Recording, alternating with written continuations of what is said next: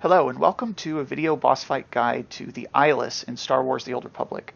The Eyeless is a special operations boss that you can only encounter during the rakghoul event, which is a weekly event that comes up every couple of months within SWTOR, and it can be reached inside the daily area, which rotates between invading various planets.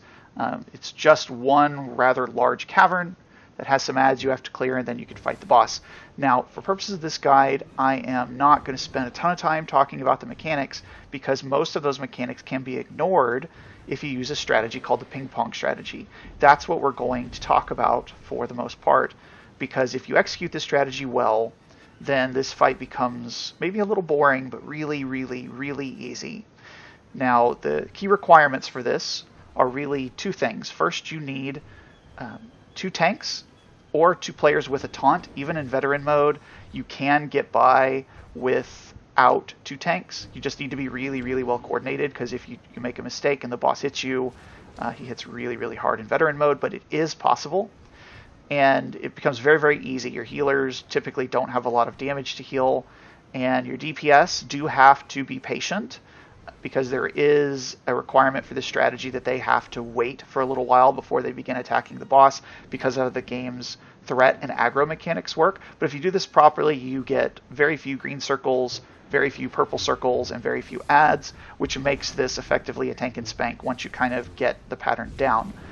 So we're going to talk about each of those things and show you a few graphics, hopefully help this make sense to players that haven't done it before, because it can feel very, very pressure-packed trying to do this the first time if you've never done it, especially if you don't have another player in voice chat to help walk you through it and do call-outs for you. So hopefully this will help you be prepared to get in here and do it on your own, and makes it really, really easy to farm the Eyeless on multiple characters in story and veteran. So whether you're trying to farm for the Rackling pet, whether you're trying to stock up on the various mats that drop from the operations boss, makes this fight really, really easy if you have two players with a taunt that know how to do it.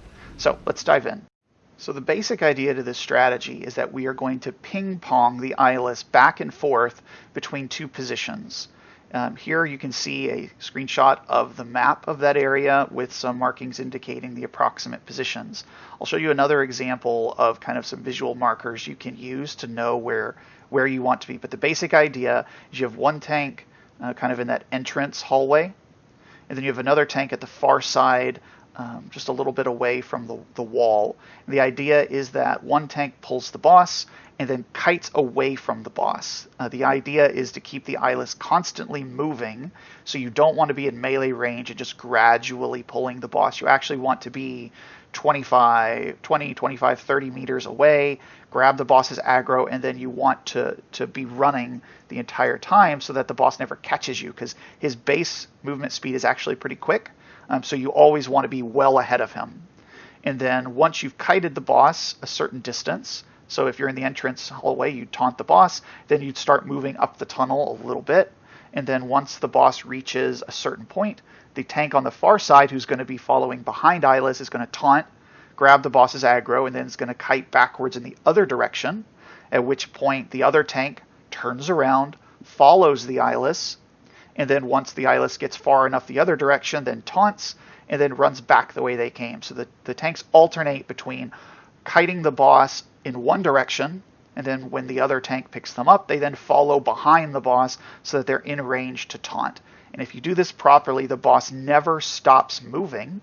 And interestingly, if the Eyeless is always moving, then he doesn't do any of his mechanics. He will put very, very few, if any, green circles, which you want to avoid standing in, because if you stand in them too long, you'll instantly die. If he's always moving, he will never do his purple circle mechanic, which hits very hard in story mode and is usually a one-shot kill mechanic in veteran mode. And if he never puts out a purple circle, he will also never summon ads. So this can make the fight really, really, really simple. Let's look at this another way. So the easiest visual cues for this fight are going to be these little blue-looking plants that come out of the ground that I've tried to mark here. They're along the left wall, so as you enter the phase and you work your way around the room clearing out ads before you pull the boss, you'll see there are those two plants along the left wall. and there's a little alcove in between them where there's a wave of ads. These are the best approximate visual markers. So the basic idea here, and I've just put some really simple markers, is you'd have a tank a little bit to the left of one of those, and then at the far side a tank on the other side. And the basic idea is that you want to keep the boss fairly close to being within that kind of window, because if the boss gets too far in one direction or another, the DPS really have to spend a lot of time chasing him. And above all else, you want to make sure that the other tank can stay in range to taunt the boss so that you can keep him ping-ponging. So the idea here is if you're the tank on the entrance side, then as soon as the Eyeless, while he's chasing your fellow tank, reaches that far tree, that's when you taunt. And then the tank on the other side, watching Eyeless follow you, when the boss reaches the nearer tree, you then taunt. And so you keep him bouncing back and forth, which makes a nice visual marker for approximately when to taunt. This is because based on the boss's movement speed and your taunt cooldown, this keeps the boss moving long enough that your taunt will be available, because there is a cooldown, so you can't just spam your taunts because you'd have to wait about 15 seconds for that taunt to come off cooldown and to be able to use it again. So this is approximate enough to keep him moving pretty smoothly, and you avoid having to go into the tunnels or anything, so that if something does go wrong, you're still in the main open area. So if you do need to pivot, you can shift around a little bit and buy your tank a few seconds if they need a few seconds, like to get back into range to taunt or something. Okay, so let's look at an example of this strategy live. Here I'm one of the tanks. I am in tank spec. I'm going to be at the south side of the map, so I'm going while my fellow tank is over there by the entrance.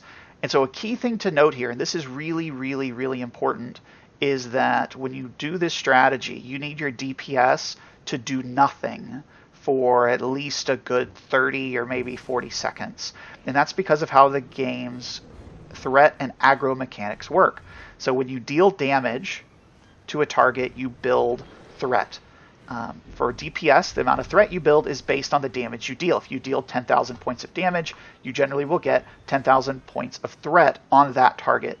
Healers build threat on all enemies while in combat based on the amount of healing that they do. So if they do 10,000 points of healing, then they will get 10,000 points of 10,000 points of threat on every character, every enemy character in the area that you're in combat with. Tanks have multipliers on many of their abilities and based on their disciplines, where they may deal 10,000 points of damage, but they may build 20 or 30 or 40,000 points of threat to the target they damage, which is how they're able to hold threat despite dealing less damage per second than a DPS player.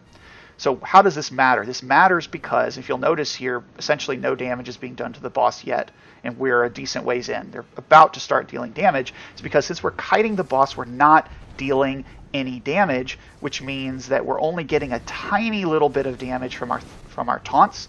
To the extent that I can follow behind the boss while he's kiting my fellow tank and deal a little bit of damage, that can help. But even then, I have to be careful, because all we're really doing is building threat via taunts. And the taunt gives you a little bit of extra threat and then adds a multiplier. So it jumps you to the head of the threat table. So it puts you at the top where you have aggro. Whoever's at the top of the threat table has aggro, which is the boss attacks. But it's a multiplier, meaning if you're not dealing damage, that multiplier doesn't give you much benefit. So that's why if you need to have the DPS wait until, in my experience, it's usually about 3 to 4 cycles. So until each tank has taunted the boss around 3 or so times. That's usually the point at which you've built enough of a lead in the threat you have on the boss that the DPS can never really catch you. Now the funny part to this is because of how often you're taunting, you're going to build ridiculous levels of threat. So if you have a parsing tool open like Star Parse and you keep track of it and you tank, particularly in veteran mode where this fight lasts for a while because of the boss's high health pool, then you may have 2 billion threat at the end, but early in the fight it's going to be very, very difficult, and any DPS player could pull off of you. So again, you need to make sure if you do this strat, DPS need to wait until the tanks tell them to begin attacking. That is, apart from the ping pong and knowing when to taunt, that's the key. Now if you can see here, I'm keeping the boss ahead. I have my target of target, so the window just a little bit to the right of the Eyeless's character bar on my screen as my target of target, so I can see when my other tank taunts because it swaps from my character Ninian to my co-tank. That's also really important, and it's important that you don't get too far ahead of the Eyeless. You'll notice here I'm trying to stay within 30 meters, and once I get into that alcove, I slow down a little bit to make it easier for my co-tank to catch up. And then once the Eyeless swaps around, I'm trying to stay relatively close to the boss so that I'm in range to taunt when I need to.